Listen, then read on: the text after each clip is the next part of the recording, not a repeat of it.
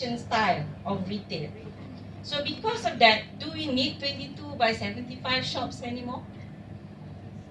We need storefronts, bigger frontages, but we don't need storage. People are keeping their stores very far now because it's cheaper to maintain the warehouses away. So it's becoming, why is e-commerce cheaper?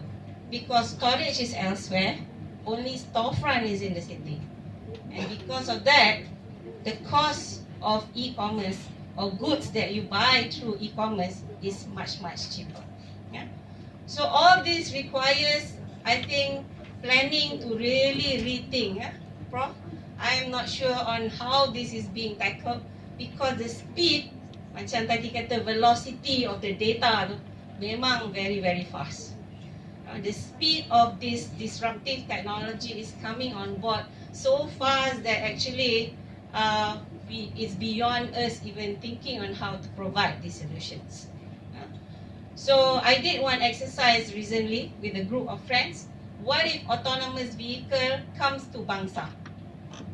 How will Bangsa looks like? It was quite exciting, challenging, and mind-boggling. You know, what do we do with the car park? How do we put the one-way roads? You know, do we have bus stops? Do we have stops? You know, suddenly it was all a group of friends who are professional engineers, traffic consultants, architects. Suddenly we are struggling with the issue, trying to understand, because like what Tuaji showed, the last slide at the end of the day, it's all about humanizing our city. So I think the biggest challenge in Industrial 4.0 is, at the end of the day, how you center all your solutions towards what the human being really wants. How do you humanize our city? How do you humanize our neighborhoods? How do you humanize our urban development area? So I think planners not only need to know about planning and all that.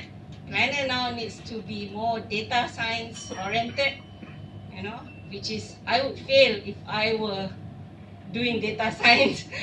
But today I think that I'm a little bit smarter and understand the subject slightly more. Data science and data analytics is something that planners need. Planners need maybe to learn about human science or life sciences or whatever they call. Humanities, they call it, right? I'm not sure what the subjects are. But I think we do need to understand that, because we learn social planning, but we don't learn humanities, life sciences, you know. I think these are very different things which needs to come into context if we are going to go into Industrial 4.0, Education 5.0, because education is now e-learning.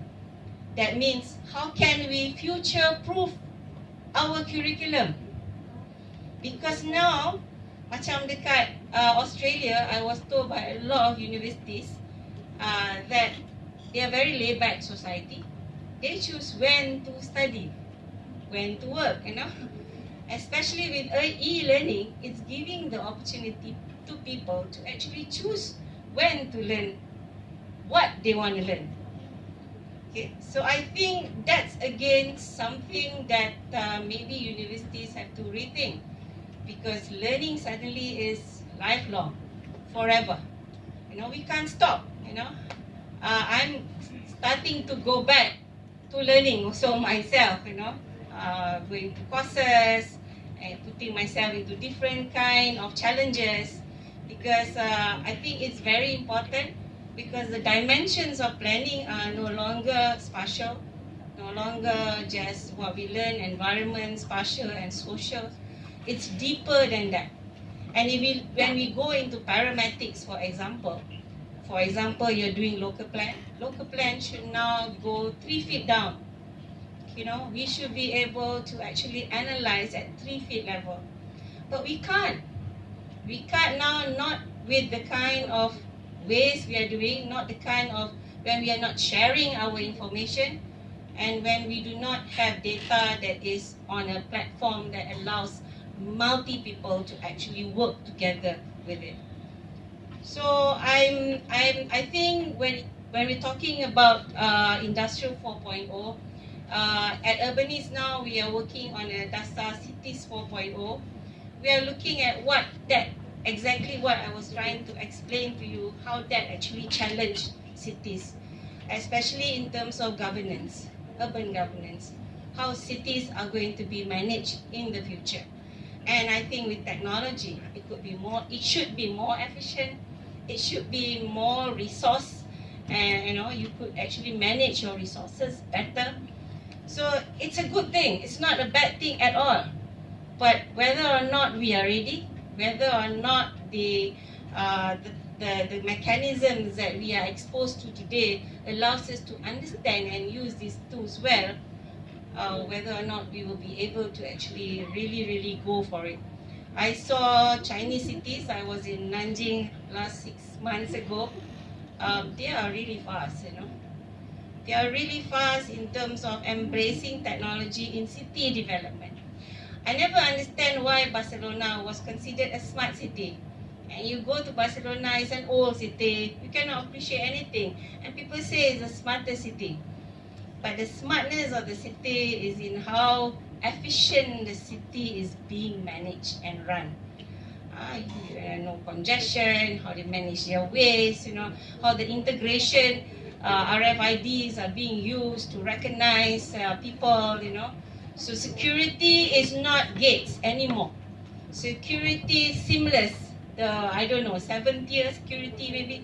Not talking about having to put gates at our level macam kat India and some countries in Indonesia, It's actually very seamless. Like in Singapore, you know why there's hardly any security in Singapore? They already know you from the time you enter Singapore. Singapore, I've actually outsourced their security to a private company. Police dia hanya buat crime and policing. I actually went to the center. They actually know everything what we are doing. Everything. You buang sampah pun dia nampak. They have CCTVs in the entire city without them having to tell you about it also. So they've used technology actually to make management of cities more efficient. It's not a big complex. When I went to the security company, it's just technology driven. It's not like they have thousands of people manning the security of the entire Singapore. It's just using different technologies at different entry points and linking it into systems, In Singapore, you don't have many apps. You only have one app, SG, .net or something, which can go into nak register anak sekolah, nak buat apa-apa pun satu je. In Singapore, if you go to a cashier, you don't have 6 terminals to pay. Ambil Maybank card, lain terminal, Citibank card, lain terminal. Technology have made them integrate financing also. Only have one terminal. So why is that? It's supposed to make it more efficient. That's what it's all about, So I think I'm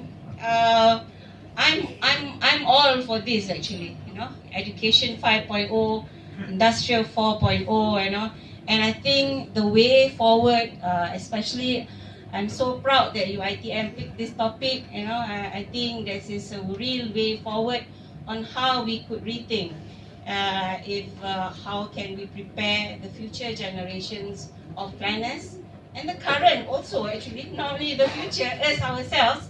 How do we prepare ourselves to be challenged with this very big dynamic thing that's happening?